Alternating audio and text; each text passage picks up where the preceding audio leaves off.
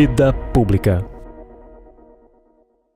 Bem-vindos à Vida Pública, realizado pela Fundação Baldino do Amaral, TV Jornal Cruzeiro do Sul e TV Com. Este é um espaço democrático de reflexão e troca de ideias sobre os assuntos que, mesmo sem que se perceba, influenciam a vida de cada pessoa. Nossos projetos de vida, nossas esperanças, tudo aquilo que sonhamos para nós, para a nossa cidade e nosso país, passa pela esfera da vida pública. Espaço aberto à pluralidade, Vida Pública é um debate permanente sobre a realidade que nos cerca, para o qual estão convidados você, telespectador, e aqui, em nosso estúdio, todos os que têm alguma coisa importante a dizer. E a palavra hoje está com o jornalista, radialista e coordenador de jornalismo da Rádio Cruzeiro FM, Fábio Andrade. Nascido em Votorantim no dia 5 de setembro de 1977, Fábio Andrade é filho de Edivaldo Andrade e de Maria Catarina Andrade. Graduado em jornalismo, Fábio Andrade é também radialista e atua em rádio desde 2001. Iniciou a carreira na área esportiva pela Rádio Cacique AM, com a equipe Timão do Povo, produzida pela Lande Produções. Fábio Andrade era setorista dos clubes da cidade, o Atlético e o São Bento. Após a atuação na Cacique, o jornalista derivou para o mundo da internet, criando o site eFutebol 21. Época em que o site mantinha parceria com a TV Aliança Paulista, a atual TV Tem. Antes de chegar à Cruzeiro FM, a equipe passou pela Rádio Vanguarda AM. Já na Cruzeiro FM, a equipe despontou com a primeira transmissão de futebol dos clubes da cidade na frequência FM. A partir daí, a Cruzeiro FM tornou-se referência nas transmissões esportivas de Sorocaba e região. Fábio, seja muito bem-vindo ao Vida Pública de hoje. Fernando, eu que agradeço, um grande abraço a você, obrigado pelo convite. É um prazer participar do Vida Pública. E com certeza é um prazer, porque você aí, telespectador, que também acompanha a Rádio Cruzeiro FM e nos ouve todas as manhãs, de segunda a sexta-feira, a partir das 6h30 da manhã, no Jornal da Cruzeiro, primeira edição, somos nós dois aqui, ó, a cara e a coragem para divulgar todo tipo de notícia, todo tipo de informação, aquilo que há de melhor, né, em informação, seja notícias boas ou notícias ruins. Aliás, né, Fábio, no jornalismo a gente sempre ouviu muito as pessoas dizerem que, mas jornalismo só fala de coisa ruim. Mas não é verdade.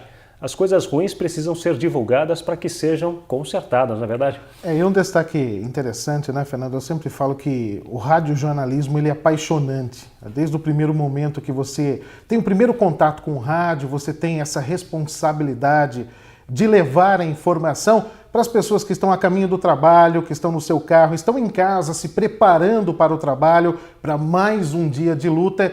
É uma responsabilidade muito grande, como você destacou. As pessoas até dizem que, puxa vida, o jornalismo no geral é notícias ruins, não são notícias boas. Mas infelizmente ou felizmente, a notícia ruim faz parte do nosso dia a dia. E é muito bom para que as pessoas possam refletir também a caminho do seu trabalho, iniciando o seu dia até com uma postura mais crítica sobre algo que aconteceu na sua cidade. É importante que as pessoas realmente analisem, tenham esse tom de crítica das informações, não apenas do que acontece na cidade não, mas que as pessoas possam estar antenadas sobre tudo o que acontece no Brasil e no mundo. Mas é muito bom, radiojornalismo é apaixonante, porque o rádio é imediatista, ele é na hora. Você usa muito do improviso, embora tenha toda uma produção, nada é feito, as matérias são produzidas no dia anterior, nossa equipe trabalha forte para isso, mas muita coisa acontece ali, no ao vivo, durante a execução do Rádio Jornal. Isso realmente é apaixonante, além, claro, da responsabilidade sempre de levar essa informação para o nosso ouvinte. E é verdade, nos dias de hoje que você tem toda essa modernidade, essa tecnologia desvairada, né? E as pessoas falam a internet, redes sociais, enfim, todo o mecanismo que você utiliza hoje são recursos para você se informar e se comunicar, mas o rádio sempre perdura. Porque, como o Fábio acaba de dizer, né, Fábio? Se você vai trabalhar, vai resolver as suas questões, você está ouvindo o rádio, seja no carro, seja no seu smartphone, no seu telefone celular, enfim, você está acompanhando para se atualizar o tempo todo. E o rádio tem essa função mesmo, né? De passar essa informação que acontece naquele momento, a rádio tem essa informação e a equipe de jornalismo leva para o ouvinte naquele momento, para que ele esteja informado. Né? E é muito interessante que a gente recebe esse retorno muitas vezes do ouvinte, e que ele deixa a sua casa, mas o corre-corre, quer dormir um pouco até mais tarde, ou sempre no limite do horário, que brasileiro não está hoje no limite do seu horário para chegar ao trabalho. Todo mundo faz as coisas muito correndo, né? Na correria. Então, as pessoas acabam ligando o rádio rapidamente, ouvem ali a notícia, pegam um jornal rapidamente, querem dar uma folheada, ver as principais manchetes, os destaques do Jornal Cruzeiro do Sul, e junto com o jornal da Cruzeiro, na Rádio Cruzeiro FM, também observando os destaques do próprio Jornal Cruzeiro do Sul. Então, é uma parceria em que o rádio leva essa informação para quem está dirigindo a caminho do seu trabalho ou em casa, mas também a pessoa tem a curiosidade de fazer daí uma leitura com mais calma e ver todos os detalhes daquela informação que ele ouviu no rádio, mas ele quer também pegar o seu jornal e fazer a leitura já do seu tradicional jornal de todas as manhãs. Quem é que já não toma o seu café ou chega no trabalho, dá aquela folheada no jornal? Ouviu muitas vezes na rádio, mas os detalhes estão ali no jornal. Então é uma parceria muito gostosa e muito bacana. E não tenha dúvida, porque a Rádio Cruzeiro FM também, e por falar da rádio, que não é só esta referência no mundo do esporte, começou lá e vem mantendo esta tradição ao longo de todo esse tempo, é também e resgatou algo que é muito importante que as rádios na capital paulista principalmente fazem, que é a questão do trânsito. Tem até rádios especializadas nesse setor, não é? Sim, tem rádios que... A Sul América Trânsito, ela marcou, né, uma geração utilizando em toda a sua grade as informações sobre o trânsito na capital, e não é nem preciso dizer o porquê, pelo trânsito caótico de São Paulo. E nós trouxemos isso aqui para Sorocaba, até como referência, isso eu tenho muito orgulho de toda a nossa equipe da Rádio Cruzeiro FM, do nosso jornalismo, porque nós fomos, no início, até certo ponto criticados. As pessoas não entendiam, mas por que falar de trânsito em Sorocaba? Por que dar a informação do trânsito da região? É para isso? Sorocaba não tem congestionamento, Sorocaba não tem lentidão. Muito pelo contrário, nós fomos com essa ideia, não desistimos e fomos até o final. Estamos até hoje. Por isso, muitas vezes as pessoas falam que a Rádio Cruzeiro FM é a rádio referência também nas informações do trânsito aqui em Sorocaba. Inclusive, 2 repórteres em 2 lados diferentes da cidade, com os links praticamente um ao lado do outro, assim, na sequência. Primeiro entra a informação com o repórter, logo na sequência vem o outro repórter de um outro ponto da cidade, trazendo a informação naquele momento. E o motorista faz questão, nosso ouvinte, de ligar na rádio. Olha, eu usei uma rota alternativa porque eu ouvi na Cruzeiro FM que a avenida ou rua estava com congestionamento ou lentidão ou acidente. E é pra gente, assim, é algo assim de muita satisfação receber esse retorno do ouvinte, esse feedback é importantíssimo, porque você está fazendo parte também do dia a dia, e dia a dia dele, indiretamente ou não, está fazendo parte, porque ele conseguiu chegar ao trabalho ou ao seu local onde ele estava a caminho com o seu carro, utilizando uma rota que ele ouviu pelo rádio. E é exatamente isso, esta é a função do rádio, dizendo e informando aquilo que está acontecendo naquele momento, para que você se oriente, principalmente em questão de obras, enfim, e os desvios e tudo mais o que o Fábio acabou de dizer aí também. Mas, Fábio, tem uma coisa muito curiosa na rádio também, que é a questão da transmissão esportiva. Até nós já recebemos aqui no programa Vida Pública o Nilson Duarte, que é coordenador de esportes lá da Cruzeiro FM, para falar um pouco sobre esse universo do esporte. E você também, você é maestro, é craque já na área do esporte também, já vem desde lá de 2000, 2001, falando sobre esporte, trazendo todas as informações do mundo do futebol. E as pessoas gostam de ouvir o futebol, o seu time, pelo rádio, não é? É apaixonante, né? É uma tradição realmente para o ouvinte, o torcedor, quem gosta de futebol. Até algum tempo diziam que o rádio vai acabar, porque não adianta, todo mundo quer a sua TV. Hoje, com os canais pagos, você consegue rapidamente assinar um pacote e assistir tantos jogos na quarta, na quinta, no sábado ou domingo ou durante toda a semana. Mas o rádio, ele é muita emoção. E quando a gente trabalha a emoção local, não deixando de lado os clubes da capital, mas também não esquecer nunca que temos aqui em Sorocaba o Esporte Clube São Bento. É uma paixão do sorocabano, é uma paixão da região, por todos os seus problemas. O torcedor nunca abandonou o Esporte Clube São Bento. O Atlético Sorocaba surgiu como alternativa, algo novo, mas ainda engatinhando, vamos dizer assim, está buscando o seu espaço. Tem uma torcida também apaixonada, mas também vem buscando o seu espaço. E Sorocaba, ali no início dos anos 2000, 99, 98, eu percebia muito, eu gostava muito de ir ao estádio e não conseguia acompanhar os jogos fora de casa, dos clubes da cidade. Quando tivemos a ideia de montar o site também, o eFutebol 21, ele nasceu da necessidade e da falta de cobertura da imprensa, principalmente rádio, dos jogos fora de Sorocaba. Tudo acontecia aqui, fora se você dependia das informações no dia seguinte.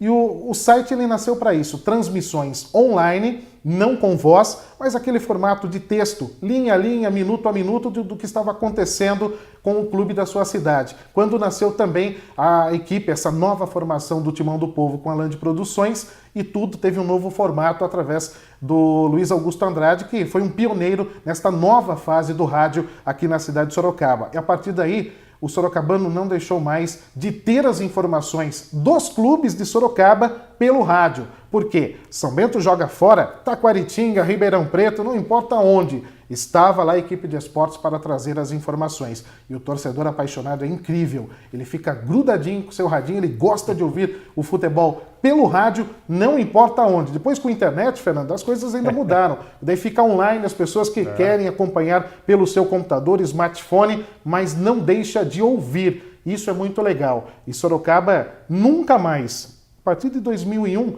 todos os jogos dos clubes da nossa cidade com cobertura de uma rádio da cidade, e eu tenho muito orgulho de fazer parte desse trabalho.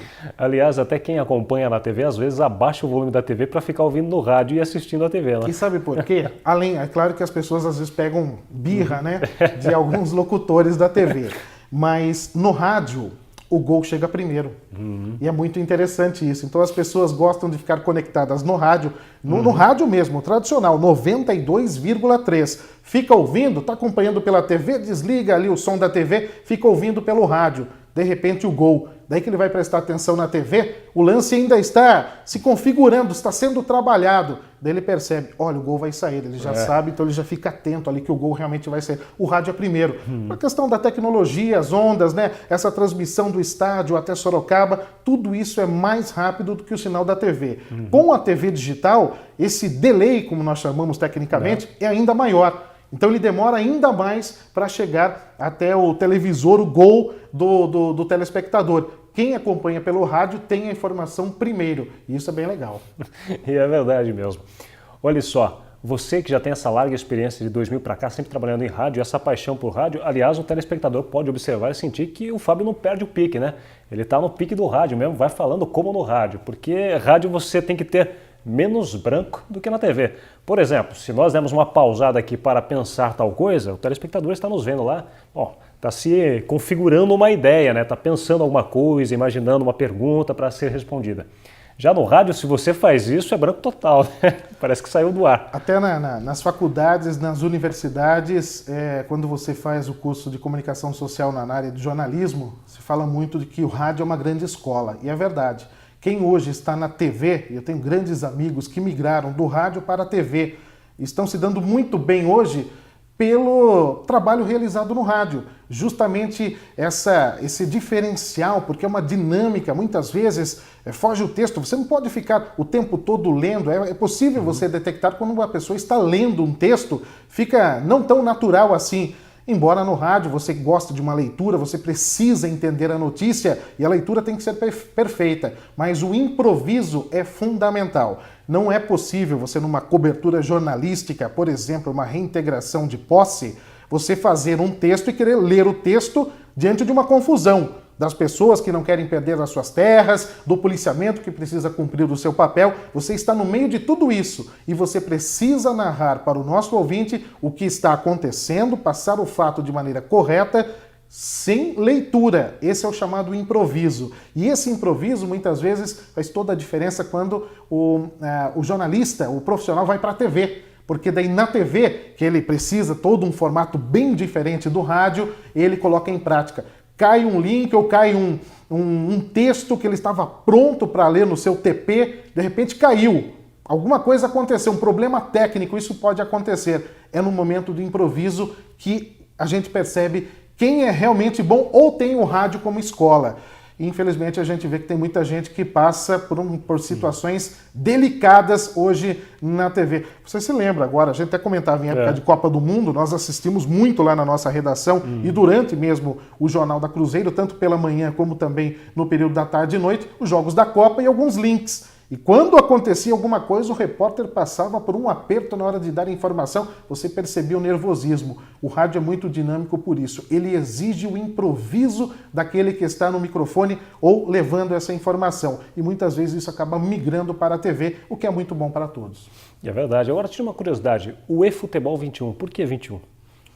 Ele, na verdade, ele nasceu com... Era a nova informação ou um novo sistema de levar a informação ao nosso internauta na época, no século XXI. Então falavam tanto, né, do bug do milênio, que tantas coisas iriam acontecer na virada. Como foi explorado esse assunto? Nossa, isso foi algo assim que praticamente e o site nasceu nessa época.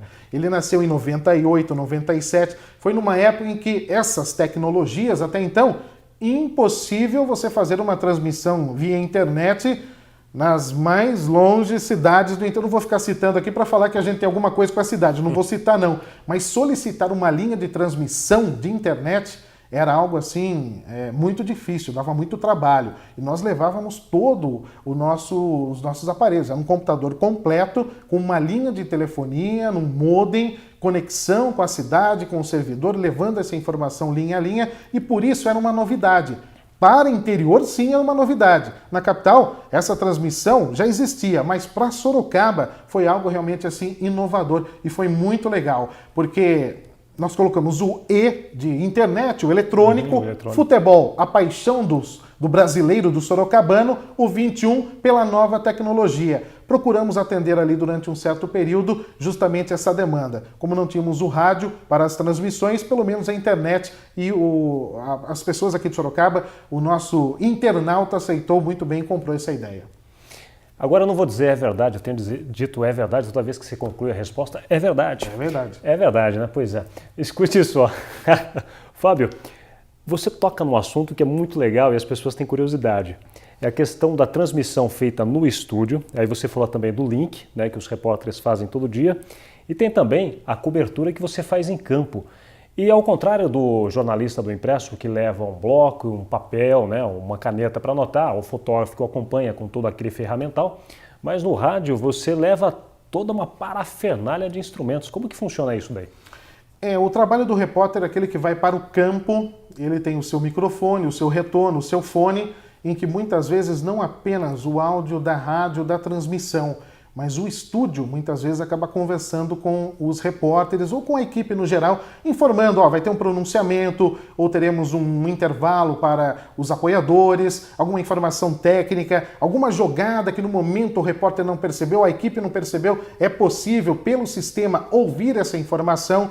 Então o repórter vai para o campo no gramado, parece fácil, né? Você assistir a partida. Primeiro que aqui no Brasil os repórteres de campo têm que trabalhar atrás dos gols, né? Não é possível trabalhar ao lado do técnico, apenas TV é que pode. Paga-se para isso, então tem o direito de ficar ao lado do treinador. E a visão ali é a visão do treinador. Você tem uma visão do campo bem diferente de quem está atrás no gol. E ali o jogo parece muito igual. Então você tem que prestar muita atenção, se concentrar muito no jogo para que você possa, da melhor maneira possível, exemplificar ou levar a informação para o ouvinte, desenhar a jogada pelo rádio. Como aconteceu a jogada? Foi pelo setor esquerdo, fez o cruzamento, estava na linha do pênalti, de cabeça, marcou. Então você desenha. Quem está ouvindo fica imaginando em casa como aconteceu o gol. Com o recurso da TV, ele chega em casa depois, vai até na internet. Hoje é fácil, né? Você vai na internet e você consegue ver os gols antes de assistir o programa esportivo preferido no dia seguinte. Então você consegue acessar os gols e a pessoa fica imaginando se o desenho era aquele mesmo que ele ouviu no rádio. Então, Fernando, parece fácil, mas na hora que a gente fica ali atrás do gol, há uma certa dificuldade. Claro, é a concentração, quem trabalha com esporte, é repórter de campo, tem uma paixão pelo esporte, não adianta você colocar alguém que não gosta de futebol, vai ali atrás do gol, não vai entender nada ou não vai dar certo. Então ele aproveita realmente aquele momento para tentar desenhar a partida da melhor maneira possível. E não é fácil, porque eu repito, ver uma partida na visão do goleiro não é muito legal, não. É bem diferente, mas é preciso, da mesma maneira, levar essa clareza para o ouvinte. Tem pessoas que acreditam que o repórter às vezes também fica ali na arquibancada. Também acontece? Não é muito comum, né? Hoje você tem o credenciamento pelos órgãos, né? Tanto CBF como Federação Paulista de Futebol, você se credencia, existe o pagamento de uma taxa que você tem a autorização para ficar no gramado. Existem rádios ainda, principalmente no interior, em que os recursos financeiros não permitem talvez um investimento como esse, porque uma carteirinha não é tão barato assim, é um valor razoável. Para uma rádio do interior talvez pese muito no orçamento. Então, alguns repórteres acabam ficando nas arquibancadas. É o que tem ali no momento, é preciso transmitir o jogo, mas com uma visão diferente daquela do gramado.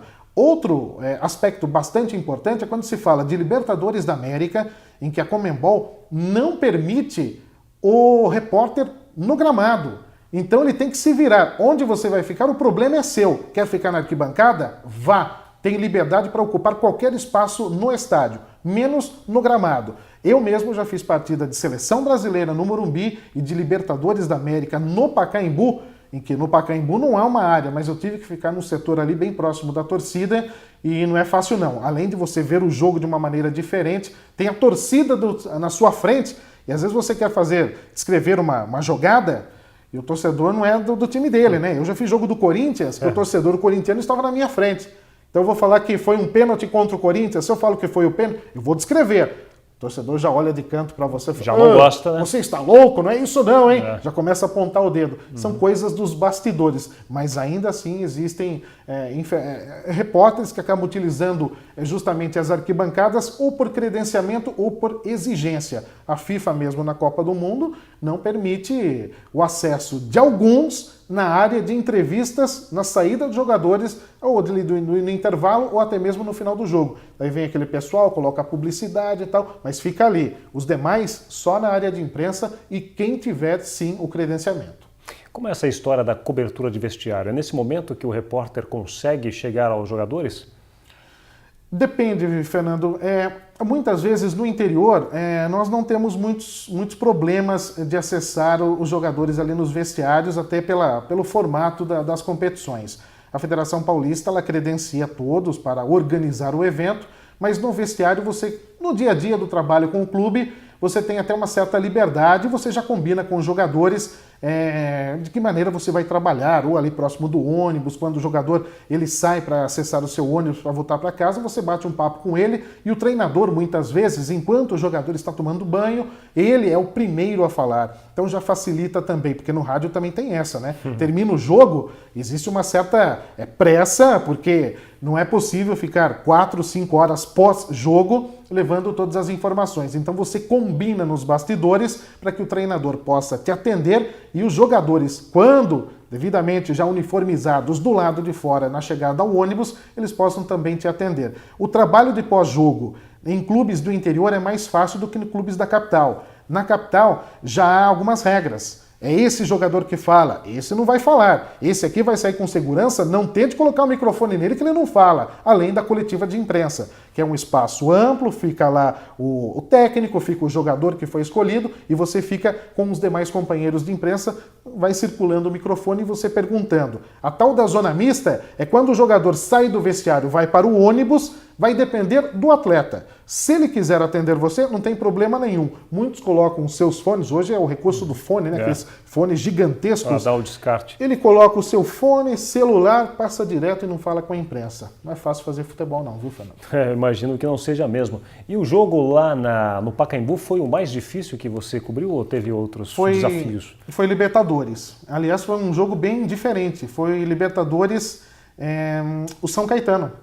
Veja só, o São Caetano chegou à grande decisão e acabou sendo adotado por todos, né? Que era o clube ali da capital, mas que não tem muita torcida, e o Pacaembu completamente lotado. E o São Caetano perdeu esse jogo nos pênaltis. E era muito interessante que o adversário do São Caetano, se eu não me engano, olha, tá falhando minha memória aqui, mas acho que foi o Olímpia, a numeração era dourada. Não era possível enxergar nada quem estava lá na parte de cima, com a camisa branca, dourada, os números. Você não conseguia enxergar nada. Era incrível a dificuldade para enxergar os números dos atletas. Do São Caetano você conhecia os jogadores sem nenhum problema, mas fazer o jogo da arquibancada justamente também com essa torcida do São Caetano ali. Tudo bem que não tinha problema nenhum, porque a torcida do São Caetano, entre aspas, né? Tinha corintianos, santistas, palmeirenses, são paulinos, estava tudo misturado ali. Mas ali o grande desafio foi identificar os jogadores adversários, porque você depende muito da camisa, né? Você não conhece o dia a dia do outro time. Alguns jogadores não são ali do seu circuito ali que você acompanha todos os dias. E nesse dia nessa noite, né, eu vou dizer a você que realmente foi uma noite muito difícil, porque reconhecer o jogador pela fisionomia não foi fácil, não. Eu imagino, meu Deus do céu. É muito difícil. Aliás, as pessoas ficam pensando, né, como que o narrador ele consegue identificar os jogadores, né? Como é? Ele marca a fisionomia, marca a postura do jogador, ele tem ali um mapa com ele na hora de fazer a narração? Como que é esse processo? Fernando, o narrador esportivo e o locutor também, né, tanto de TV ou até mesmo no rádio, é muito interessante porque ele vive o futebol no seu dia a dia. Então, ele acompanha todos os jogos, todos os programas de TV, e no momento, cada narrador tem um estilo muito característico de fazer a sua planilha. Então, ele faz a escalação setorizado. Então ele sabe quem está na direita, quem está na esquerda, e consegue levar o jogo justamente fazendo essas marcações. Então quando ele se perde um pouco, e no rádio tem que ser essa agilidade, eu admiro muito a narração no rádio, porque você tem que pensar de uma maneira muito rápida e dar toda aquela plástica à transmissão. Isso, nós temos aqui na Cruzeiro FM narradores brilhantes, o Nilson, que você conversou, o próprio Fausto César, como também o Vander Pfeiffer, que são profissionais que, assim, nos enchem de orgulho pela plástica, cada um no seu estilo, mas de uma maneira que agrada muito o torcedor. Cada um tem a sua maneira de identificar o jogador quando ele está dentro de campo. Então ali também vai do improviso muito do locutor, porque não é fácil reconhecer a todos ao mesmo tempo, não.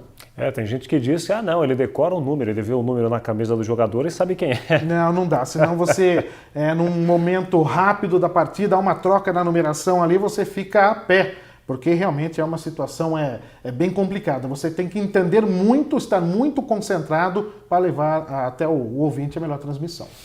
Você, como um apaixonado pelo radiojornalismo, também fez as coberturas esportivas. Como você observou a Copa, a chamada Copa das Copas, a Copa do Mundo realizada aqui no Brasil? Fernando, a Copa foi sensacional no país. Eu acho que a melhor Copa do Mundo, eu acompanhei muitos jogos, foi a melhor Copa que nós tivemos, sensacional. Infelizmente, essa situação do Brasil, essa derrota, esse vexame, né, diante da Alemanha, foi algo assim que entristeceu a todos, né? Vem mexendo agora com o futebol brasileiro, mas foi realmente uma Copa sensacional. Eu só acho que o rádio muitas vezes encontra dificuldades na transmissão de uma Copa do Mundo. Por quê? Para você transmitir a Copa pelo rádio, você tem que comprar os direitos de transmissão.